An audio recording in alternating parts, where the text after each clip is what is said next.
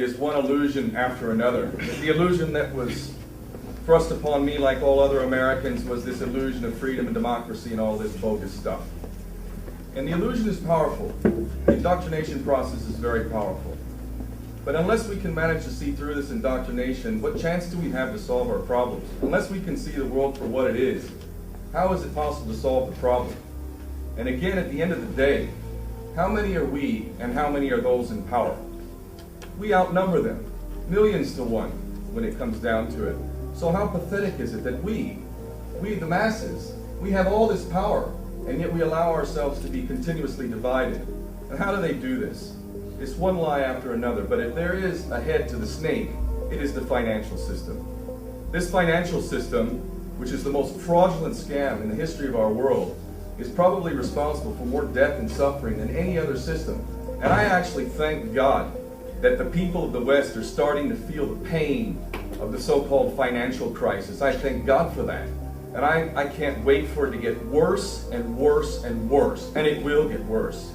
And at the end of the day, they try and make this financial system all this parade of so-called experts and economics people and all these people, prostitutes more than anything else, prostitutes who sell their soul to try and confuse us and use us. A short breakdown, because it's not complicated at all. And there's a fantastic film online called The Money Masters. Go and Google that movie, The Money Masters, a brilliant film. There's a lot more out there as well, but I highly recommend that film. It'll take you 2 hours to watch it, but by the end of it, you will know what a fraud is being perpetuated against all of us. As we sit here in Britain, a prosperous country, or in America or in Europe, as we sit here and these powers that be, these prostitutes posing as prime ministers, as parliamentarians, as congressmen and senators, who are these people? They're nothing more than prostitutes. And who do they serve? They serve the 1%. They serve the filthy rich. They serve those people that run the financial system. What is the financial system? And everybody here, most of you are Muslims, you've got to know one of the best things about Islam is there is no usury. Usury is haram, not allowed. Probably one of the great reasons why Islam is so vilified, one of many reasons why. Why is usury haram? Well, we know why it's haram, because it's meant to enslave people. But the short story, for those that don't know the financial system, incredible scam. Money has been allocated to those at the top of the pyramid. Those people are the ones that are allowed to print the money. In America, it's the Federal Reserve. Here, it's the Bank of England and the European central banks. These fraudsters are allowed to print money out of thin air, backed by nothing. Backed by nothing. And they were given that power by our corrupt, greedy, pathetic so-called leaders, whether they're prime ministers or politicians, all of them traitors with the rarest of exceptions. They have given the power on behalf of us, who they supposedly speak for these tyrants to be able to print the money. They then loan the money. They then loan the money to the banks at interest. At interest. We pay interest to people who print money, which we could print ourselves debt-free. And yet we allow them to do this. So they print the money and then they loan it to the banks at which we own the interest. And they've had this fraudulent system in existence for many, many hundreds of years now. And this system is inherently debt-driven. The point of it is to indebt us so that we have to pay more and more taxes to pay off a debt that can't possibly be paid off. Because the amount of debt that is created from the money that is printed, there is not enough money in circulation to pay off the debt. So there will always be debt. There is no way to balance the budget. We will always be in debt. So while we're having these so-called austerity measures being played out in front of us, while education is becoming far too expensive for most working class people to be able to send their kids off to university, while our social services are being cut, systems are being privatized, and you're wondering how you're going to keep a roof over your head or a job and put food on the table for your family, we are paying debt. To who? This is the one question.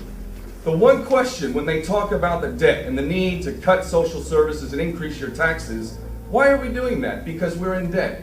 To who? Who do we owe the money to exactly? Do we ever think about that? Who do we owe the money to? I'll tell you who we owe the money to. The Rothschilds, the Oppenheimers, the filthy rich banksters that are running this system, that our corrupt prostitute politicians gave the power to these tyrants to do. You all have not worked hard enough. None of you have worked hard enough. None of you working class people out there have worked hard enough. You haven't worked hard enough, and you owe the Rothschilds money.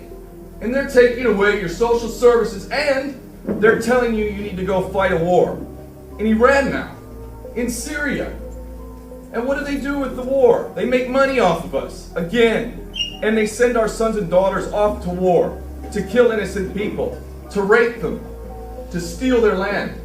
And all the while, with hypocrisy doesn't even begin to explain us talking about freedom and democracy. It is a joke. And it mocks all of us. And the head of the snake is the financial system. And Henry Ford rightly said, it's a good thing that people don't understand the financial system, because if they did, there will probably be a revolution by the morning.